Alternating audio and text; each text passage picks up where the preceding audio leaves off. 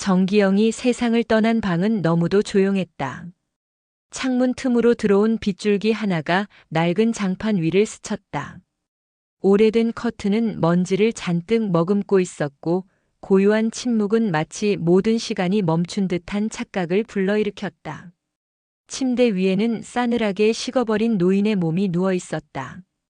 그 손에는 반쯤 쓰인 편지 한 장이 꼭 쥐어져 있었고 옆에는 노란 고무줄로 묶인 낡은 가계부가 놓여 있었다. 현관문이 열리며 경찰과 구급대원이 들어섰다. 그들은 숙련된 동작으로 노인의 상태를 확인하고 조용히 고개를 저었다. 벽에는 빛이 바랜 가족사진 한 장조차 걸려 있지 않았다.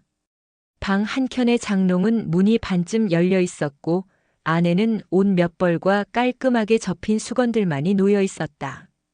화장실과 부엌이 함께 있는 좁은 공간, 그것이 그의 전부였다. 경찰은 작은 서랍장을 열었다. 안에는 수십 년간 모은 서류가 정리되어 있었고 맨 아래쪽에서는 사진 3장이 나왔다. 모두 졸업식 날 찍힌 사진이었다. 자세히 보니 하얀 의사 가운을 입은 남녀 셋이 각자의 자리에서 환하게 웃고 있었다. 경찰의 얼굴에 미묘한 표정이 스쳤다. 노인의 자식들이 모두 의사라는 사실은 방의 초라함과 도무지 어울리지 않았다. 왜 그는 이토록 쓸쓸하게 세상을 떠나야만 했을까? 왜 자식들은 그의 마지막 순간에 곁에 없었던 것일까? 방 안의 공기는 묘한 무게로 가라앉아 있었다. 그 누구도 찾아오지 않은 단칸방. 그러나 거기에는 분명 누군가의 삶이, 사랑이, 희망이 있었다. 그리고 그 모든 것이 지금은 싸늘한 침묵 속에 묻혀 있었다.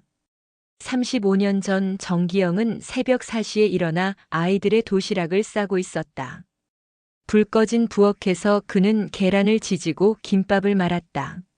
식탁 위에는 아이들의 공책과 색연필이 가지런히 놓여 있었고 벽에는 우리 아이들, 꿈의사라고 적힌 종이가 테이프로 붙어 있었다. 그 글씨는 아이들이 직접 쓴 듯 삐뚤빼뚤했지만 정기영에게는 무엇보다 소중한 문장이었다. 그는 가만히 아이들 방을 들여다보았다. 9살 우진, 6살 유나, 3살 성우가 나란히 자고 있었다. 아이들의 숨소리를 들으며 그는 작은 미소를 지었다. 그의 눈에는 피곤보다 사랑이 더 짙게 배어 있었다. 정기영은 외판원으로 일했다. 오후에는 막노동을 했고 밤에는 우유를 배달했다. 삼중직이었다. 그렇게 하지 않으면 아이들 셋을 학교에 보내고 먹여 살릴 수 없었다. 하지만 그는 단 한 번도 힘들다고 말한 적이 없었다. 아이들이 사람 위에 사람 되는 의사가 될 거라는 믿음이 그를 버티게 했고 하루하루의 고단함을 견디게 했다.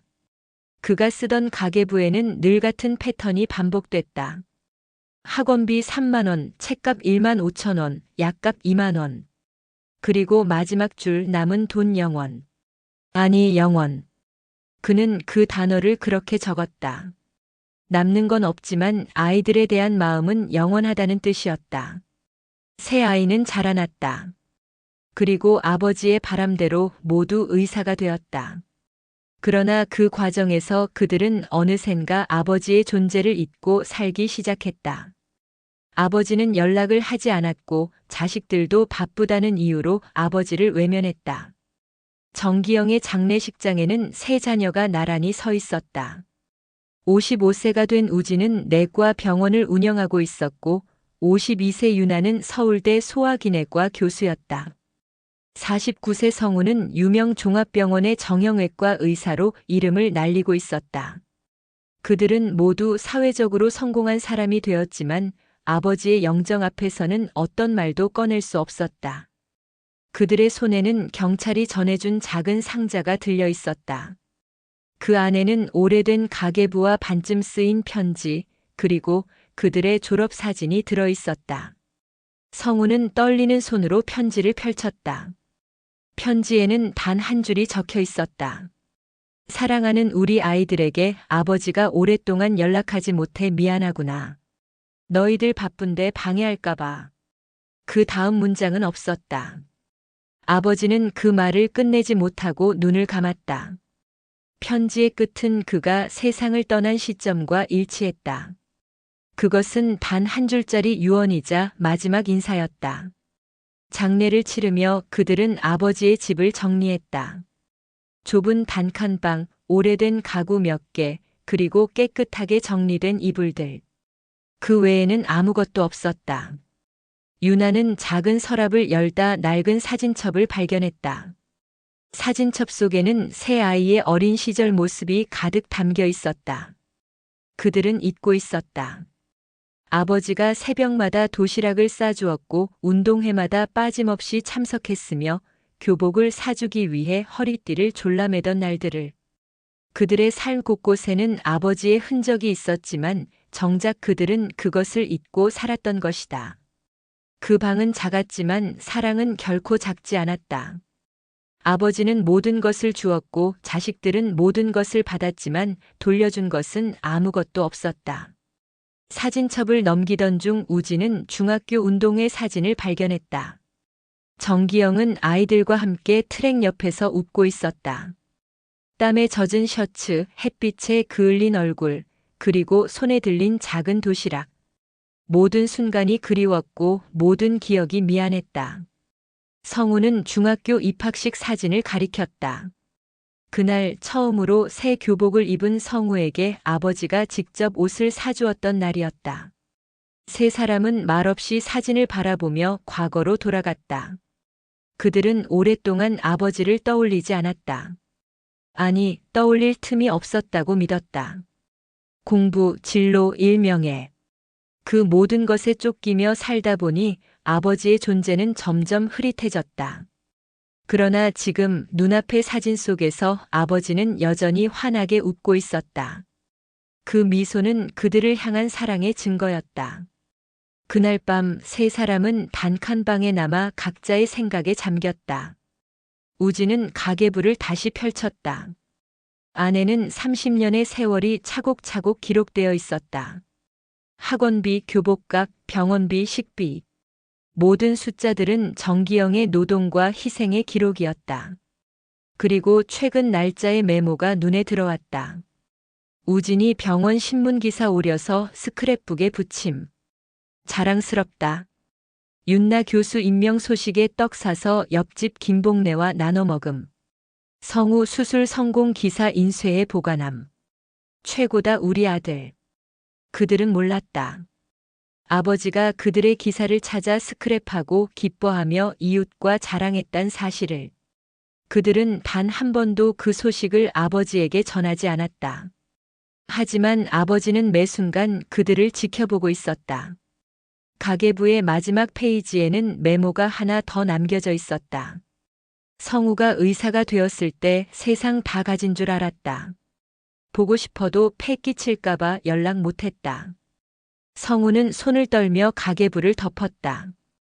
그 문장 하나에 아버지의 모든 사랑이 담겨 있었다. 이튿날 아침 세 자녀는 경찰의 인도로 아버지의 지인을 만났다. 옆방에 살던 김복래 아주머니는 70을 넘긴 나이였지만 또렷한 말투와 따뜻한 눈빛을 가진 분이었다. 그녀는 조심스럽게 말했다. 정 선생님, 매일 아침 저랑 라디오 들으면서 차 마셨어요. 유나는 놀랐다. 어릴 적 아버지는 커피도 잘 마시지 않았던 분이었다. 김복래는 고개를 끄덕였다. 자식분들이 보내주신 녹차랑 홍차 드셨죠? 특히 성우 씨가 보내준 녹차가 위에 좋다면서 자주 드셨어요. 세 사람은 서로를 바라보았다. 누구도 아버지께 차를 보낸 적이 없었다. 김복래의 말이 계속 이어졌다. 신문에서 기사 오려 붙이시면서 자식분들 이야기 참 자랑 많이 하셨어요. 우진 원장은 환자들이 엄청 좋아한대. 윤나는 논문이 세계적으로 인정받았다지. 성우는 어려운 수술도 척척 해낸다고. 그 얘기 하실 때마다 그렇게 행복해 하셨죠. 자신들은 아버지에게 소식을 전하지도 자랑을 해본 적도 없었다. 명절에 한두 번 전화한 것이 전부였다. 그런데 아버지는 그 단편적인 정보만으로도 스스로의 삶에 만족하며 살고 있었던 것이다. 김복래는 두꺼운 스크랩북을 꺼내왔다. 그 안에는 세 자녀의 뉴스, 칼럼, 행사 사진들이 정성스럽게 붙어 있었다. 색바랜 종이 테두리에는 아버지가 쓴 작은 메모들이 남아 있었다. 우리 우진 병원 개원. 웃는 얼굴 보기 좋다. 윤나 교수 강단에서 발표 중. 어릴 적 모습 그대로. 성우 수술 성공. 눈물이 났다. 유나는 그 자리에 무너져 내릴 뻔했다. 아버지는 조용히 그들의 인생을 지켜보고 있었고, 자랑하고 있었고, 사랑하고 있었다. 그들은 그걸 몰랐다. 아니, 알려고 하지 않았다. 세 사람은 장례식 마지막 날 아버지의 영정을 바라보며 말없이 앉아 있었다. 조문객은 거의 없었다. 김복래 아주머니와 동네 가게 주인 몇 명이 전부였다. 자식들은 각자의 직장 동료들에게 연락을 했지만 아버지의 친구라고 할 만한 이는 아무도 없었다. 우진의 병원 간호사가 조용히 조문을 왔다. 그는 우진에게 속삭이듯 말했다. 원장님 아버님 예전에 뵌 적 있어요. 병원 개원식 때 병원 앞에 오래 서 계셨죠. 비 오던 날이었는데 우산도 없이 제가 들어오시라고 했더니 아들 방해하기 싫다고 하셨어요. 나중엔 사진 한 장만 찍게 해달라고 하셨죠. 우진은 그 순간을 기억하지 못했다. 개원식 당일 그는 사람들과 인사하느라 바빴고 병원 앞에 아버지가 있었다는 사실을 전혀 몰랐다. 그러나 아버지는 그 자리에 있었다. 윤나 역시 조교에게서 이야기를 들었다. 교수님 작년 임명식 때 맨 뒤에 앉아 계신 할아버지 기억나세요? 아무도 모르게 조용히 앉아 있다가 끝나고도 한참 자리에 계셨던 분이요. 딸이 교수 됐다고 자랑하러 왔다고 하셨어요. 성우의 병원 동료도 말했다. 성우 씨, 지난번 당신 수술 뉴스 나왔을 때 병원 로비에서 그 방송 계속 보고 계신 할아버지 계셨어요. 그분이 자식 자랑하더라고요. 내 아들이라고. 그들은 몰랐다. 아버지가 그렇게 곁에 있었던 것을. 바쁘다는 이유로 체면이 안 선다는 이유로 어쩌면 자신들의 성공이 드러나는 것이 불편해서 그들은 아버지를 뒤로 밀어두었다. 그러나 아버지는 언제나 아무 말 없이 그들을 따라다녔다. 침묵 속에서 그리고 사랑으로. 장례식이 끝난 뒤 세 자녀는 아버지의 유품을 정리하며 단칸방을 다시 찾았다. 좁은 방은 여전히 조용했고 그 안에 남아있는 아버지의 냄새가 어쩐지 뭉클하게 느껴졌다. 성우는 서랍 깊숙한 곳에서 작은 상자 하나를 발견했다. 손바닥만 한 그 상자 안에는 오래된 그림과 편지들이 고이 접혀 있었다. 형 누나를 부르자 세 사람은 상자를 둘러앉아 조심스럽게 내용물을 펼쳤다. 어린 우진이 그린 그림에는 우리 가족이라는 제목과 함께 네 사람이 손을 잡고 있는 모습이 담겨 있었다. 유나가 쓴 편지에는 아빠 커서 의사 될게요. 그럼 아프면 내가 다 고쳐줄게요 라는 문장이 또박또박 적혀 있었다. 성우의 편지에는 서툰 글씨로 아빠 사랑해요 라고만 쓰여 있었다. 그들은 아무 말 없이 편지를 바라보았다. 어린 시절 분명 아버지를 그토록 사랑했다. 그런데 언제부터였을까? 바쁜 일정에 쫓겨 연락이 뜸해지고 체면을 핑계 삼아 방문을 미루며 끝내는 외면하게 된 시간이. 밖에서 인기척이 들렸다. 김복래 아주머니가 조심스럽게 방문을 열고 들어왔다. 그녀의 손에는 또 다른 상자가 들려 있었다. 이건 정 선생님께서 돌아가시기 일주일 전에 저한테 맡기셨어요. 자녀분들에게 꼭 전해달라고 하셨죠. 상자 안에는 3개의 봉투가 있었다. 각각 우진, 유나, 성우라고 적혀 있었다. 그들은 떨리는 손으로 봉투를 열었다. 안에는 아버지가 직접 쓴 손편지가 들어 있었다. 우진은 자신의 편지를 조심스럽게 펼쳤다. 아버지의 필체는 익숙하면서도 낯설었다. 편지에는 이렇게 적혀 있었다. 사랑하는 우리 큰아들 우진에게. 내가 태어났을 때 아버지는 세상을 다 가진 기분이었다. 자상한 의사가 될 거라고 믿었단다. 지금 내가 그렇게 되어 너무 자랑스럽다. 병원 앞에서 너를 지켜봤을 때 환자들에게 웃는 모습이 참 보기 좋더구나. 아버지에게 연락 자주 못한 것 괜찮다.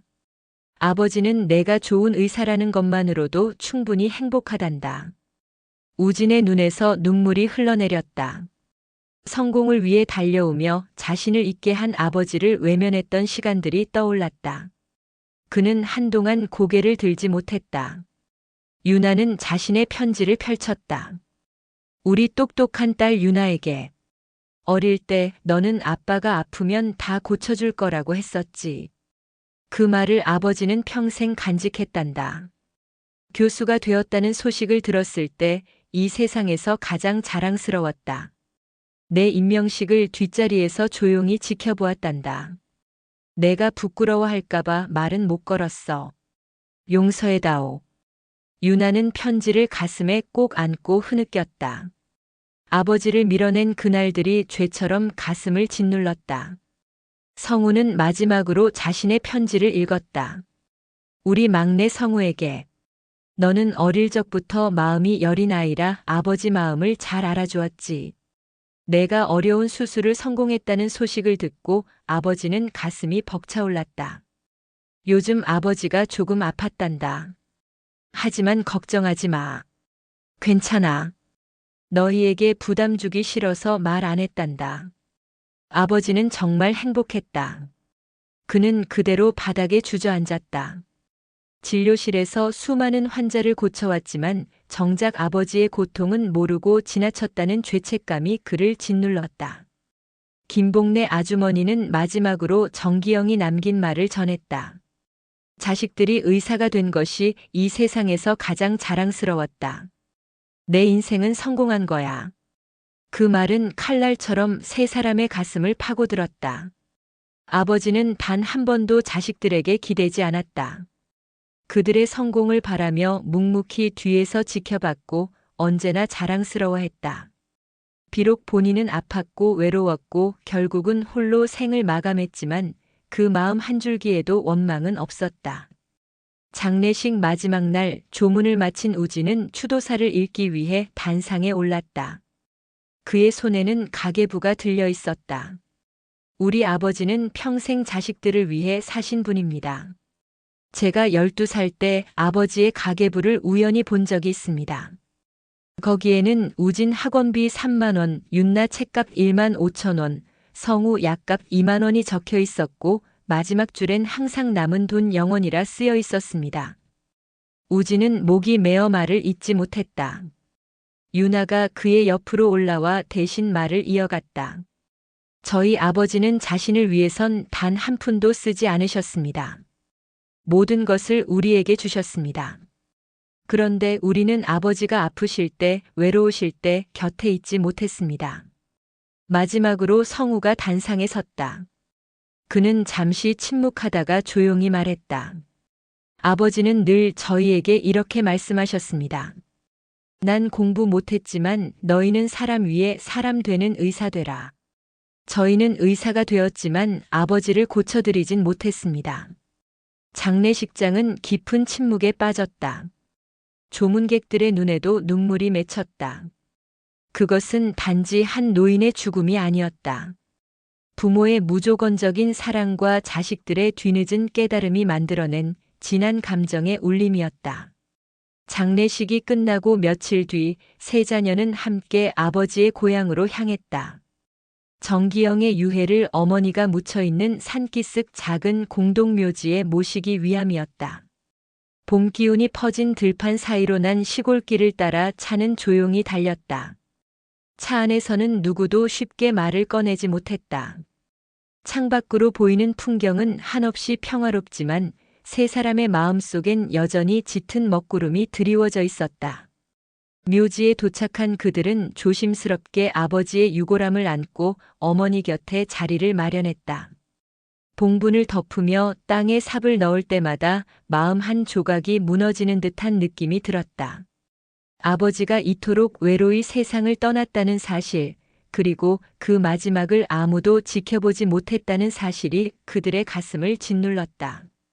성우는 봉분 앞에 앉아 중얼거리듯 말했다. 우리가 어떻게 해야 할까? 지금이라도 늦지 않았을까? 우진은 잠시 침묵하다가 고개를 끄덕이며 대답했다. 아버지처럼 살아야지.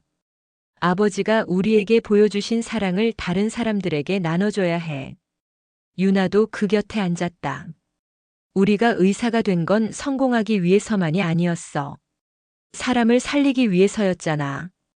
근데 그걸 잊고 살았던 것 같아. 그날 세 자녀는 고개를 숙여 아버지의 묘 앞에 마지막 인사를 드렸다. 그것은 단순한 작별이 아니라 새로운 다짐의 시작이었다. 아버지가 보여주었던 무언의 사랑을 이제는 그들이 이어가겠다는 다짐이었다. 한 달 후 우진의 병원 로비에는 커다란 유리액자가 걸렸다. 액자 속에는 노란 고무줄로 묶인 가계부가 펼쳐져 있었다. 그 아래 작은 명패에는 이렇게 적혀 있었다. 정기영 선생, 이름 없는 은인. 그날도 우진은 진료를 마치고 액자 앞에 섰다. 매일 아침 그는 잠시라도 그 앞에 서서 아버지를 떠올렸다. 환자들에게 웃으며 인사하고 조심스럽게 증상을 묻고 따뜻한 손길로 진료하는 그 모든 자세는 아버지로부터 배운 삶의 태도였다. 문득 간호사가 다가왔다. 원장님, 첫 환자분 오셨어요. 고개를 끄덕인 우진은 진료실로 향했다. 오늘의 첫 환자는 70이 넘은 노인이었다. 허리가 굽고 걸음이 느렸으며 말투에는 조심스러움이 가득 배어 있었다. 어디가 불편하세요? 노인은 잠시 망설이다가 말했다. 사실 큰 병은 아닌데 병원비가 걱정돼서. 그 말에 우진의 눈빛이 흔들렸다. 그는 아버지의 모습이 겹쳐지는 듯한 느낌을 받았다. 병원비가 걱정돼 제대로 치료조차 받지 못했던 정기영의 모습이 눈앞을 스쳤다. 우진은 따뜻하게 미소 지으며 말했다. 걱정 마세요. 우선 제대로 검사부터 해봅시다. 비용은 나중에 천천히 생각하시고요. 노인의 눈에 안도의 빛이 스쳤다. 우진은 오늘도 진심을 담아 진료를 시작했다. 그는 이제 단순히 질병을 치료하는 의사가 아니라 마음까지 돌보는 의사가 되기를 원했다. 아버지가 그랬던 것처럼 서울대학교 병원 소아기내과 윤나의 연구실. 그녀는 새로운 프로젝트를 막 시작한 참이었다. 프로젝트 이름은 저소득층 아동 의료 지원 프로그램. 경제적으로 어려운 가정의 아이들에게 무료 진료와 치료를 제공하는 것이 목적이었다. 조교가 걱정스러운 눈으로 말했다. 교수님, 이 프로젝트는 수익이 거의 없는데요. 병원 쪽에서도 반응이 그리 좋지 않습니다. 유나는 책상 위에 올려둔 아버지의 사진을 바라보며 말했다. 모든 일이 수익을 위한 것은 아니야. 누군가는 이런 아이들을 돌봐야 해. 그녀는 아버지를 떠올렸다. 가난한 형편 속에서도 자식 셋을 모두 의사로 키워낸 아버지. 자신이 오늘 이 자리에 있는 건 아버지의 희생 덕분이었다. 그 희생의 의미를 헛되이 할 수는 없었다. 진료를 마치고 연구실로 돌아오던 길 한 소녀가 윤나를 붙잡았다. 8살쯤 되어 보이는 아이였다. 선생님, 저 이제 아프지 않아요. 소녀는 활짝 웃으며 종이 한 장을 건넸다. 그 위에는 선생님과 자신이 손을 잡고 있는 그림이 그려져 있었다. 윤나는 그 그림을 받아들고 미소 지었다. 그녀는 그 그림을 자신의 연구실 벽에 붙였다. 그리고 그 옆에 있는 아버지의 사진을 조용히 바라보았다. 아버지, 보고 계시죠? 이제 저도 아버지처럼 누군가에게 도움이 되는 사람이 되고 있어요. 고맙습니다. 그녀의 눈에 눈물이 맺혔다. 하지만 그것은 슬픔이 아닌 감사와 다짐의 눈물이었다. 아버지가 남긴 삶의 방식, 그 사랑을 이제 그녀도 세상에 전하기 시작한 것이었다. 성우가 일하는 병원에서도 변화의 바람이 불기 시작했다. 그는 자신의 이름이 아닌 아버지의 이름을 따 정기영 의료봉사단을 설립했다. 한 달에 2번 의료 혜택에서 소외된 지역의 노인들을 직접 찾아가 무료 진료를 제공하는 것이었다. 병원 동료 몇몇이 함께했고 입소문은 점차 퍼져 타 병원 의사들까지도 동참 의사를 밝혔다. 어느 토요일 아침 성우는 의료진들과 함께 외곽의 노인복지관을 찾았다. 긴 복도 끝 작은 방에서 노인들이 순서를 기다리고 있었고 그중 한 할머니가 무릎을 부여잡고 천천히 다가왔다. 간호사가 성우에게 속삭였다. 이분 몇 년째 무릎 통증으로 고생하셨대요. 병원비 걱정에 참고 지내셨다네요. 성우는 무릎을 살피며 조심스럽게 손을 뻗었다. 많이 아프셨겠어요. 지금 상태로는 일상생활도 힘드셨을 텐데요. 할머니는 작게 웃었다. 나이 들면 다 그런 거지. 약값이 겁나서 그냥 참고 산 거지 뭘. 그 말에 성우의 마음이 저려왔다. 아버지 역시 그렇게 병을 참고 지냈을 것이다. 자식 셋이 모두 의사였지만 그는 동네 의원에만 다녔고 병원비가 부담되어 끼니까지 줄였다는 기록이 가계부 끝자락에 남아 있었다. 성우는 미소 지으며 말했다. 걱정하지 마세요. 정기적으로 치료해 드릴게요. 약도 처방해 드리고 운동법도 알려드릴게요. 할머니의 눈에 물기가 맺혔다. 이런 늙은이한테 왜 이렇게 잘해주나. 성우는 눈을 피하지 않고 대답했다. 제 아버지 같아서요. 아버지도 이렇게 치료받으셨어야 했는데 저희가 몰랐어요. 그의 목소리는 흔들렸지만 진심이 담겨 있었다. 그것이 바로 정기영 봉사단의 시작이었고 성우가 선택한 진정한 의사의 길이었다. 그날 봉사를 마치고 돌아오는 길, 성우는 차 안에서 문득 하늘을 올려다보았다. 회색빛 구름 사이로 파란 하늘이 보였다. 맑고 깊은 그 하늘은 마치 아버지의 미소 같았다. 묵묵히 모든 것을 내어주고도 끝내 미소 지으며 자식들을 바라보던 그 모습이. 그 무렵 세 남매는 매달 한 번씩 만나기로 약속했다. 아버지의 유지를 지키자는 다짐이었다. 장소는 번갈아 정했다. 때론 유나의 연구실 근처 식당에서, 때론 성우 병원 근처 카페에서. 그들은 일상과 고민을 나누며 아버지와의 추억을 조용히 꺼내놓았다. 그날도 조용한 식당에 모인 세 사람은 서로의 소식을 전했다. 성우가 말했다. 형, 누나. 우리 봉사단이 전국으로 확대되고 있어요. 여러 병원의 의사들이 함께하고 있어요. 우진은 고개를 끄덕이며 말했다. 우리 병원엔 노인 환자들을 위한 특별 진료 코너를 만들었어. 병원비 걱정하는 분들 따로 접수하지 않아도 되게 했지. 유나는 부드럽게 웃으며 말했다. 나도 장학금을 만들었어. 정기형 장학금. 공부 잘하지만 형편이 어려운 학생들에게 지원해 주려고. 그들은 말없이 서로를 바라보았다. 그들의 눈빛에는 아버지의 그림자가 어른거렸다. 아버지의 이름으로 누군가에게 도움이 되는 일을 한다는 사실이 그들에게는 무엇보다 큰 위로였다. 정기영의 묘소 앞 세 자녀와 그들의 가족들이 함께 모였다. 그날은 아버지의 세 번째 기일이었다. 우진의 아들 민석, 유나의 딸 지은, 성우의 아들 주영까지 함께였다. 어린 시절 아버지가 간직했던 그림과 편지 속 주인공들이 이제는 새로운 세대로 이어지고 있었다.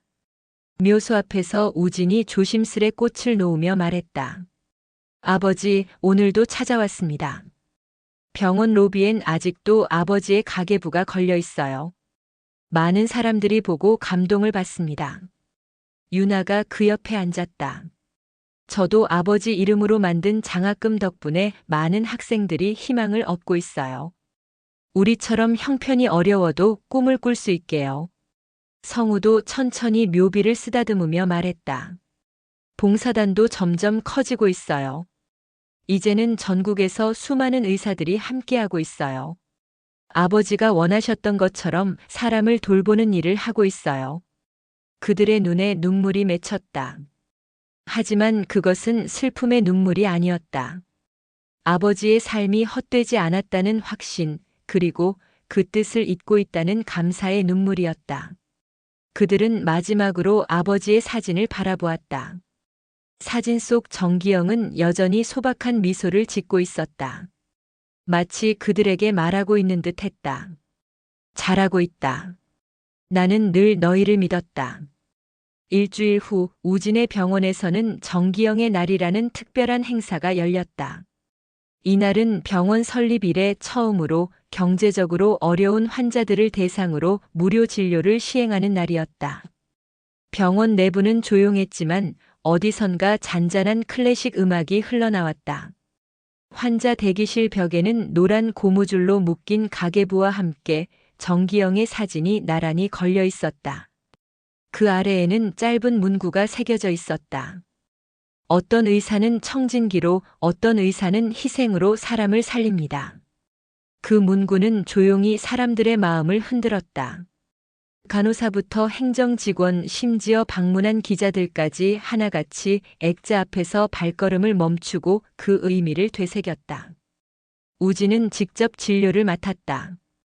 오랜만에 진료실에 앉아 초진을 맡은 그는 자신의 초심이 떠올라 조용히 심호흡을 했다. 선생님, 제 얘기 좀 들어주실 수 있나요? 환자 중 한 노인이 조심스레 말을 꺼냈다. 그럼요. 오늘은 시간이 많습니다. 우진은 미소 지으며 대답했다. 그날 그는 수십 명의 환자에게 귀 기울였고 모든 진료를 마친 후에도 잠시 그 액자 앞에 멈춰 섰다. 아버지, 오늘은 잘하셨다고 말해주시겠죠? 그의 눈에는 어느새 눈물이 고였다. 그러나 그 눈물은 따뜻했다.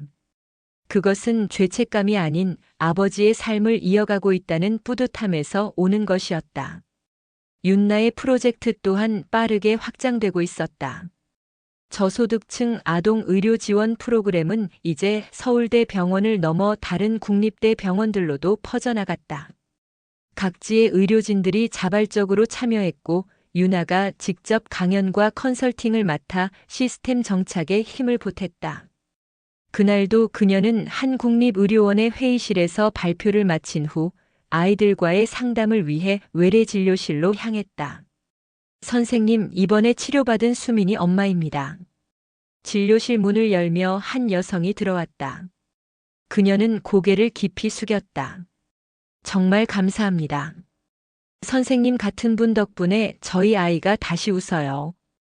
윤나는 조용히 고개를 끄덕이며 손을 내밀었다. 아이의 웃음이 우리가 존재하는 이유예요. 퇴근길 그녀는 자신의 연구실로 돌아왔다.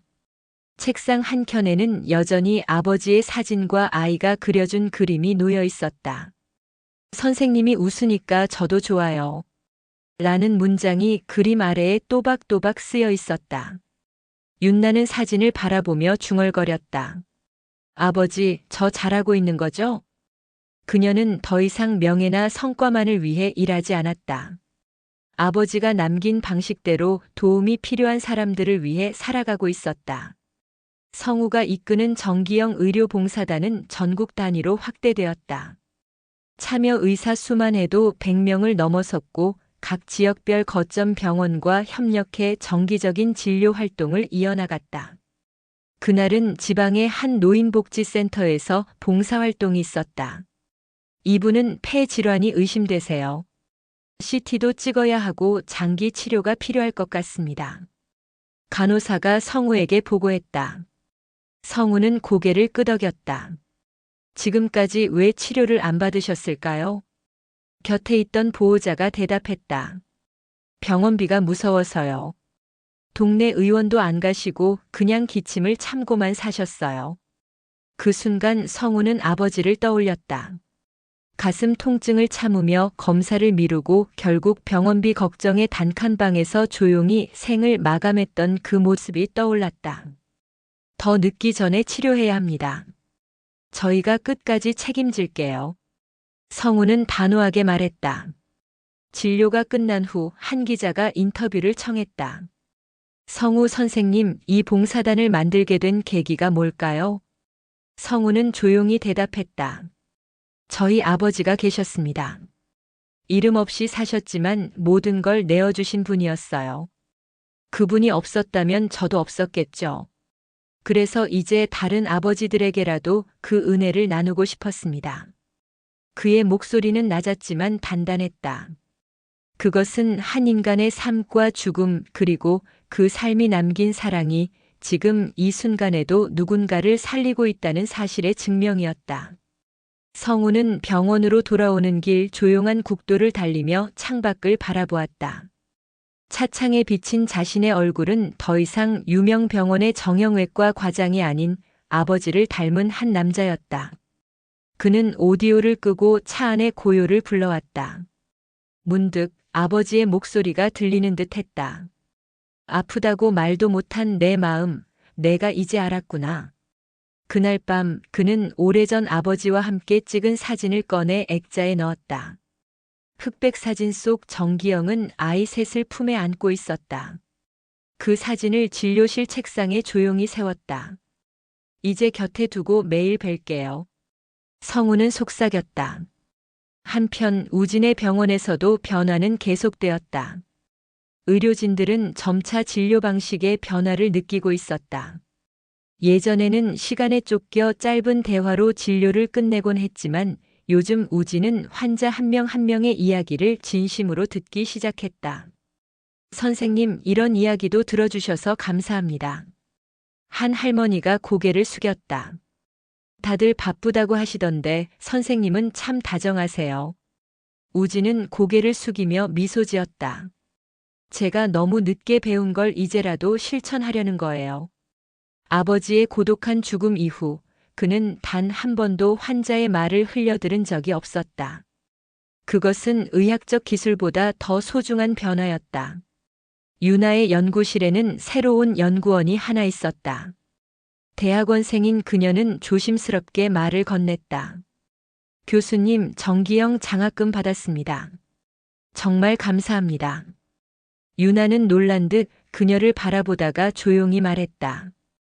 어떤 꿈을 꾸고 있나요? 소아암 전문의가 되고 싶어요. 어린아이들이 무서워하지 않는 의사가 되고 싶어요. 유나는 웃었다. 아주 좋은 꿈이에요. 우리 아버지도 그런 사람이셨거든요. 그녀는 정기영의 사진을 가리켰다. 이분 덕분에 제가 지금 이렇게 있는 거예요. 평생 자식들을 위해 자신을 모두 쓰신 분이죠. 연구원은 사진을 뚫어지게 바라보다 고개를 숙였다. 정말 대단하신 분이시네요. 유나는 말없이 고개를 끄덕였다. 대단하다는 말, 그건 아버지가 한 번도 들어보지 못한 말이었을 것이다. 하지만 이제라도 수많은 사람들의 입에서 그 이름이 회자되는 것만으로도 위로가 되었다. 그날 퇴근길 유나는 지하철역 입구에서 신문을 샀다. 자그마한 기사 하나가 눈에 띄었다. 정기영 장학금 수혜자 첫 수석 졸업자 배출. 그녀는 기사를 찢지 않고 곱게 접었다. 그리고 연구실로 돌아와 아버지의 사진 옆에 조용히 붙였다. 그 위엔 펜으로 한 줄이 더해졌다. 아버지, 우리가 조금씩 당신의 이름을 널리 퍼뜨리고 있어요.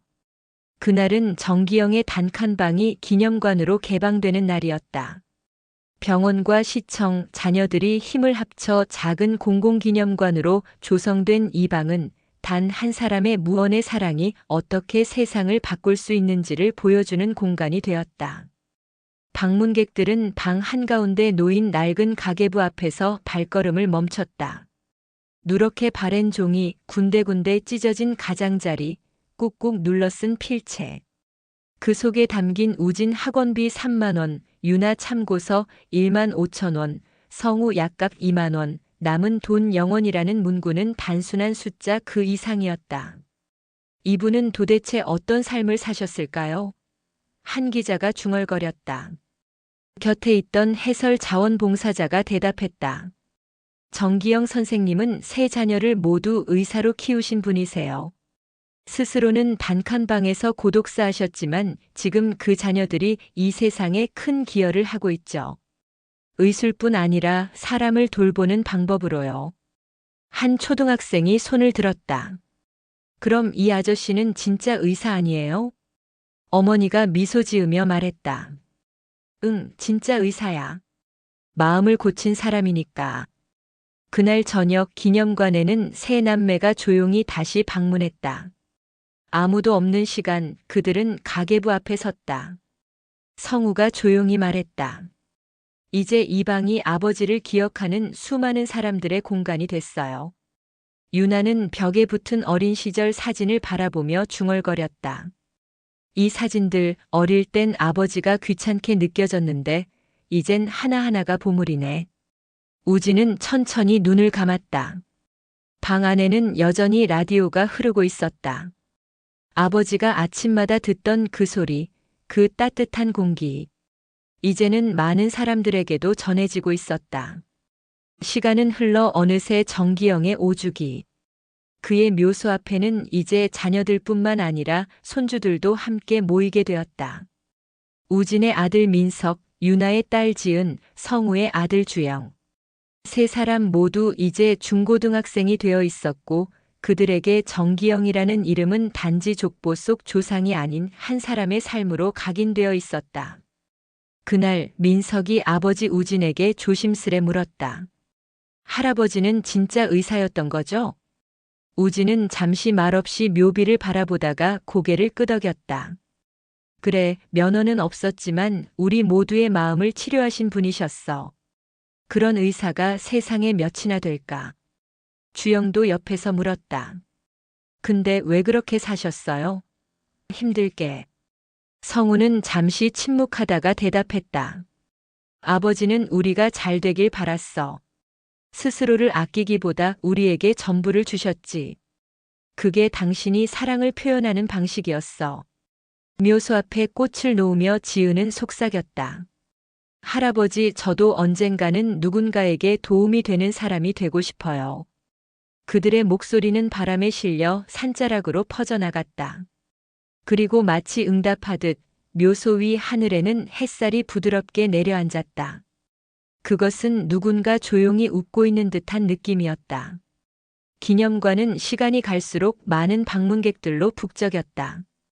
특히 의대를 준비하는 수험생들과 젊은 의사들이 이곳을 찾기 시작했다. 누군가 말했다. 이 작은 단칸방에서 3명의 의사가 나왔다니 믿기지 않아요. 또 다른 이는 정기영 선생님이야말로 진짜 스승이죠. 삶으로 가르치셨으니까요. 라고 했다. 기념관 한쪽 벽에는 새로운 공간이 마련되었다. 정기영 의료봉사단 연역 코너였다. 시작은 성우 혼자였지만 현재는 300명이 넘는 의료진이 참여 중이었다. 매달 정기적으로 진료를 이어가며 의료 사각지대를 메우고 있었다. 그 옆에는 정기영 장학금 수혜자들의 이름과 인터뷰도 걸려 있었다. 누군가는 말했다. 이 장학금 때문에 포기하지 않고 공부를 이어갈 수 있었어요. 또 다른 이는 가계부를 볼 때마다 눈물이 나요. 부모님 생각이 나거든요. 라고 했다. 정기영의 이름은 이제 누군가의 학비, 누군가의 약값, 누군가의 진료 시간 속에 살아 숨쉬고 있었다. 그는 죽어서 잊힌 인물이 아니었다. 오히려 삶을 마친 뒤에 더 많은 이들의 삶에 들어와 있었다. 그가 남긴 가계부는 더 이상 생활비 장부가 아니었다. 그것은 한 인간이 어떻게 타인을 위해 살 수 있는지를 보여주는 교과서가 되어 있었다. 서울의 한 중학교 도덕 시간. 선생님은 조용히 학생들에게 한 장의 사진을 보여주었다. 단칸방, 노란 고무줄로 묶인 장부, 그리고 그 옆에 놓인 검은 비닐의 작은 창. 이 사진 속 인물이 누구일까요? 학생들은 고개를 갸웃거렸다. 할아버지 같은 분인데요. 혼자 사시나 봐요. 선생님은 고개를 끄덕이며 말을 이었다. 이분은 정기영 선생님입니다. 본인은 단칸방에서 고독사 하셨지만 세 자녀를 모두 의사로 키우셨고 지금 그 자녀들은 수많은 사람을 돌보고 있습니다. 아이들의 눈빛이 바뀌기 시작했다. 진짜요? 어떻게 그렇게 키우셨대요? 한 줄도 본인 위에 쓰지 않은 장부를 남기셨어요. 모두 자식들을 위한 기록이었죠. 그날 수업이 끝난 후 한 학생이 다가와 말했다. 선생님, 저도 우리 엄마한테 오늘 편지 써도 될까요? 그럼요. 그게 바로 정기영 선생님이 전하고자 했던 마음이에요. 이야기는 끝이 없었다. 어떤 날은 뉴스 기사로, 어떤 날은 강연 속 인용문으로, 또 어떤 날은 교과서 한 켠의 인물 소개로. 정기영은 그렇게 세상 속에 살아가고 있었다. 그리고 그 이름을 듣는 이들마다 저마다의 아버지를 떠올리며 눈시울을 붉히곤 했다. 그것이 바로 그의 삶이 남긴 진짜 유산이었다. 정기영의 삶을 다룬 다큐멘터리가 방영되었다. 공영방송국의 특별 기획으로 제작된 이 프로그램은 이름 없는 아버지, 정기영이라는 제목으로 전국에 전파를 탔다. 낡은 단칸방에서 홀로 생을 마감한 노인의 삶이 이제는 수백만 명의 시청자 앞에 펼쳐진 것이다. 우진은 가족들과 함께 거실에 앉아 방송을 지켜보았다. TV 화면 속에는 노란 고무줄로 묶인 가계부가 클로즈업 되었고 내레이션이 흘러나왔다. 그는 자신의 삶을 단 한 줄도 위에 쓰지 않았다. 하지만 그의 삶은 수많은 사람을 살리고 있었다. 유나는 연구실에서 동료 교수들과 함께 시청 중이었다. 성우는 병원 대기실에 TV를 틀어놓았다. 봉사단의 다른 의사들과 함께 정기영의 이야기를 지켜보며 그들의 눈가에도 물기가 맺혔다. 다큐멘터리 마지막 장면은 정기영의 묘소를 비추며 끝을 맺었다. 이곳에 잠든 한 남자. 그의 이름은 이제 누군가의 기억 속에만 있는 것이 아니다. 그는 지금 수많은 사람들의 삶 속에서 살아가고 있다. 그 방송은 이후로도 수차례 재방송되었고 온라인에서 수십만 회의 조회수를 기록했다. 댓글에는 이런 말들이 달렸다. 우리 아버지가 생각났어요. 죄송하단 말조차 하지 못했네요. 지금이라도 부모님께 전화해야겠어요. 이런 삶이 진짜 위대한 삶이죠. 정기영은 그렇게 아무 말도 남기지 않고 떠났지만 모든 이의 마음에 말을 남기고 있었다. 우진은 병원 로비에 새로운 전시 코너를 마련했다. 가계부 복사본 옆에는 정기영의 사진이 걸려 있었고 그 아래에는 환자들이 쓴 감사 편지들이 놓여 있었다. 원장님, 이 공간이 참 따뜻해요. 한 간호사가 말했다. 여기 들어오면 병원 같지 않고 사람 사는 집 같아요. 우진은 그 말을 듣고 잠시 말을 잇지 못했다. 병원이라는 공간이 사람을 살리는 곳이 아니라 사람을 위하는 곳이 될 수 있다는 걸 이제서야 제대로 실감하고 있었기 때문이다. 그날 마지막 환자를 진료한 후 우진은 액자 앞에 섰다. 문득 옆에서 아이의 목소리가 들렸다. 이거 진짜예요? 누가 이렇게까지 해줘요? 우진은 아이에게 다가가 설명했다. 이건 우리 아버지 이야기란다. 단칸방에서 혼자 사셨지만 평생 자식 셋을 의사로 키우셨지. 자신을 위해선 한 줄도 안 쓰고. 아이의 눈이 동그래졌다. 그럼 대단한 사람이네요. 응. 그래서 여기다 걸어놨단다. 우리가 잊지 않으려고. 그 순간 우진은 확신했다. 자신이 물려받은 가장 귀한 유산은 의술이 아닌 사람의 마음을 이해하는 법이었다. 성우는 매달 정기영 봉사단 활동을 마치고 돌아오는 길이면 늘 정기영의 기념관에 들렀다. 그날도 그는 조용히 단칸방 안에 들어와 탁자 위에 놓인 라디오를 켰다. 익숙한 클래식 선율이 흐르고 그는 조용히 가계부를 넘겼다. 그 옆엔 최근 방문객들이 남긴 방명록이 놓여 있었다. 우리 아버지도 이런 분이셨어요. 돌아가시고 나서야 알았죠. 오늘 처음으로 아버지에게 전화했어요. 감사합니다. 내 삶의 방향이 바뀌었습니다. 그분처럼 살고 싶어요. 성우는 깊게 숨을 들이쉬었다. 이 공간은 더 이상 외로운 단칸방이 아니었다. 수많은 사람들이 자신의 삶을 돌아보는 거울이자 사랑이 무엇인지 다시 배우는 교실이었다. 밖으로 나서며 성우는 묘소 방향을 바라보았다. 그리고 중얼거렸다. 아버지, 세상이 이제 아버지를 기억하고 있어요. 아버지가 지킨 단칸방은 이젠 많은 사람들의 마음을 지키고 있습니다. 그의 눈빛은 흔들림 없었다. 정기영의 아들이 아닌 정기영이 남긴 사랑의 실천자로서의 눈빛이었다. 정기영 기념관에선 어느 날 뜻깊은 행사가 열렸다. 정기영 선생 삶의 철학을 기리며라는 제목으로 마련된 강연회. 각계각층의 연사들이 무대에 올랐고 좌석은 빠르게 가득 찼다. 첫 번째 연사는 유나였다. 그녀는 아버지의 사진이 걸린 강단 앞에 섰다. 저는 의사입니다. 그리고 아버지의 딸입니다. 아버지는 평생 가계부 한 줄조차 자신을 위해 쓰지 않으신 분이었습니다. 그 삶을 저는 늦게야 이해했습니다. 그녀는 잠시 말을 멈췄다. 객석은 숨조차 죽인 채 귀를 기울였다. 성공이라는 것이 무엇인지 늘 고민했습니다. 하지만 이제는 알겠습니다. 누군가의 손을 잡아주는 것, 그게 진짜 성공이었습니다. 강연이 끝난 후 많은 이들이 눈물을 훔쳤다.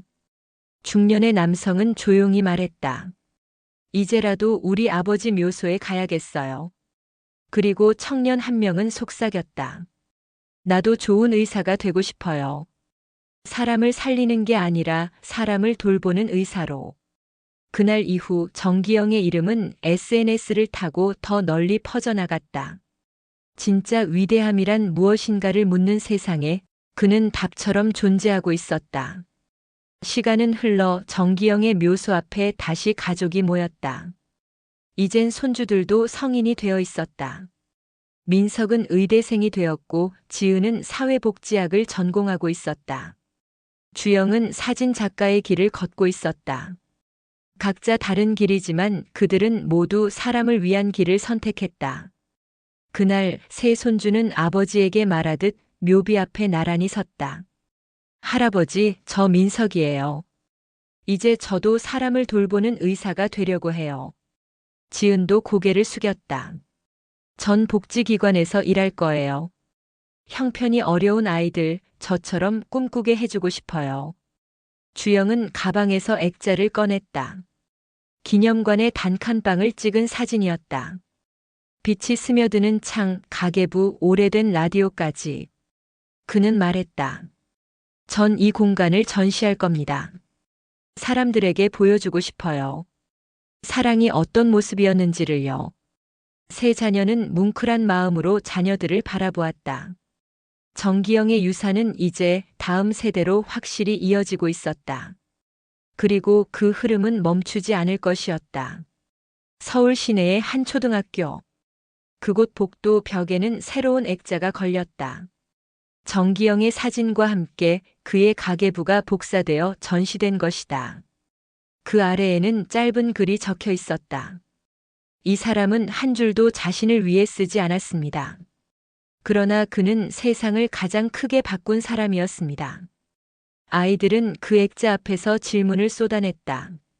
선생님, 이 사람이 진짜 있었어요? 어떻게 혼자 자식 셋을 키웠대요? 정말 아무도 안 도와줬대요? 선생님은 대답했다. 이분이 바로 진짜 어른이에요. 우리가 배워야 할 건 시험 문제가 아니라 이런 사랑이죠. 그날 저녁 정기영의 세 자녀는 다시 모였다. 우진, 유나, 성우. 그들은 조용히 식탁을 사이에 두고 앉았다. 한 손에는 차, 한 손에는 예전 편지들이 들려 있었다. 성우가 말했다. 우리가 이렇게 남겨질 줄은 몰랐어. 아버지라는 한 사람의 인생이 이렇게 많은 사람들을 바꿀 수 있다는 걸. 유나가 고개를 끄덕였다. 의사라는 말보다 아버지라는 말이 더 위대해 보여. 우진은 잠시 침묵하다가 중얼거렸다. 그래서 우리도 그렇게 살아가야지. 아버지처럼 말이야. 창밖엔 봄비가 내리고 있었다. 조용히, 따뜻하게, 그리고 깊게.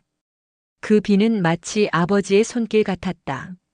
세상을 다정히 어루만지며 누구보다 따뜻하게 흘러내리고 있었다. 한 단칸방에서 쓸쓸히 세상을 떠난 한 노인이 있었습니다. 가족 없이 떠난 줄 알았던 그의 장례식장에 나타난 세 자녀, 그들은 모두 의사였습니다. 이 이야기는 한 사람의 조용한 삶이 얼마나 깊은 사랑으로 이루어졌는지를 보여줍니다. 정기영. 그는 평생을 자식에게 모든 것을 주었습니다. 한 줄도 자신을 위해 쓰지 않은 가계부, 단칸방 구석에 놓인 편지 한 장, 그리고 끝내 전하지 못한 사랑하는 우리 아이들에게라는 미완의 문장. 그의 사랑은 조용했고 무거웠으며 무엇보다 진실했습니다. 자식들은 오랜 시간이 지난 뒤에야 깨달았습니다. 자신들이 단지 성공한 의사가 아닌 한 사람의 사랑 덕분에 여기까지 왔다는 사실을. 그 후 그들은 달라졌습니다. 더 이상 명함 속 직함이나 병원 크기를 자랑하지 않았습니다. 대신 아픈 사람들의 이야기에 귀 기울이고 진료비를 걱정하는 어르신의 손을 먼저 잡았습니다.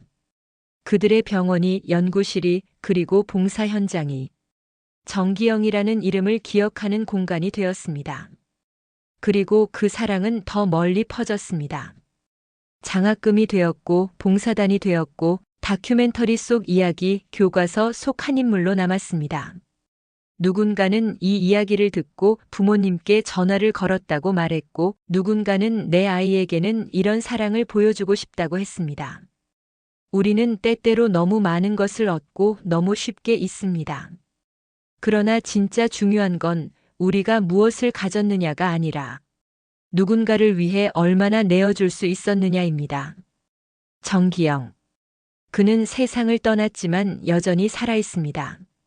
우리 마음속에, 우리가 사랑하는 사람의 곁에, 그리고 지금 이 이야기를 듣는 당신의 마음 안에도, 오늘 하루 혹시 당신 곁에도 정기영처럼 조용히 사랑을 주는 누군가가 있다면 그 이름을, 그 마음을 꼭 한번 안아주세요. 그 사랑은 당신이 생각하는 것보다 훨씬 더 크고 훨씬 더 깊습니다.